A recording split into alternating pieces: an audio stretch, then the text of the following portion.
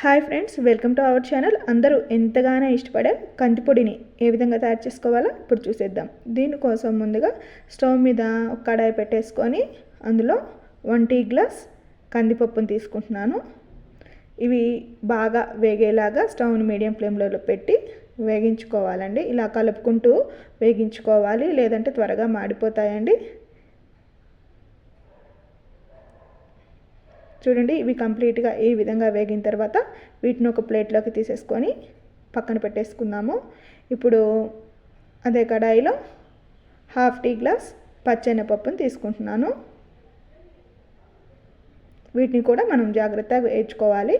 స్టవ్ని హై ఫ్లేమ్లో పెట్టకూడదండి, medium to సిమ్లోనే పెట్టుకొని వేగించుకోవడం వల్ల మనకి పప్పు అనేది లోపల వరకు బాగా వేగుతుంది. ఇలా వేగించేటప్పుడు వాటిని కలుపుకుంటూనే వేగించుకోవాలండి, లేదంటే త్వరగా మాడిపోతాయి. ఈ విధంగా ఇవి కూడా వేగిన తర్వాత వీటిని ప్లేట్లోకి తీసేసుకుందాము. ఇప్పుడు మళ్ళీ ఒక 1/2 టీ గ్లాస్ పెసరపప్పును కూడా తీసుకోవాలి. వీటిని కూడా వేగించేసుకుందాము. నేను ఇక్కడ 1 టీ గ్లాస్ కందిపప్పు తీసుకుంటే 1/2 టీ గ్లాస్ పచ్చెనపప్పు, 1/2 టీ గ్లాస్ పెసరపప్పును అయితే తీసుకున్నానండి.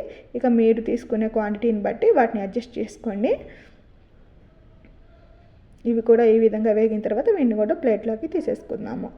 ఇక స్టవ్ మీద ప్యాన్లో ఒక 15 నుంచి 20 వరకు ఎండుమిర్చిని తీసుకోవాలి. అలాగే దీంట్లో కొంచెం ఆయిల్ వేసుకోవాలంటే ఎక్కువ అవసరం లేదు, ఒక 1/2 స్పూన్ వరకు కొంచెం వేసుకున్నాను ఆయిల్.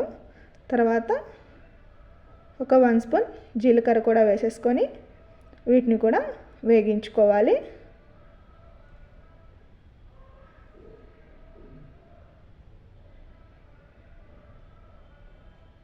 ఇప్పుడు వీటిని మిక్సీ జార్లోకి తీసేసుకొని చల్లారనిద్దాము.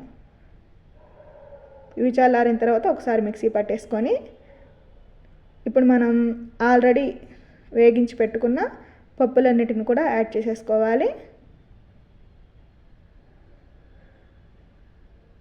ఇలా వేసుకున్న తర్వాత ఇందులో టేస్ట్కి తగ్గట్టుగా సాల్ట్ని కూడా వేసేసుకుందామండి. ఈ విధంగా పప్పులన్నీ వేసేసుకొని ఇప్పుడు టేస్ట్కి తగ్గట్టుగా సాల్ట్ వేసేసుకొని కొంచెం ఇంగువ వేసుకోవాలండి. ఇంగువని కంపల్సరీ వేసుకోండి.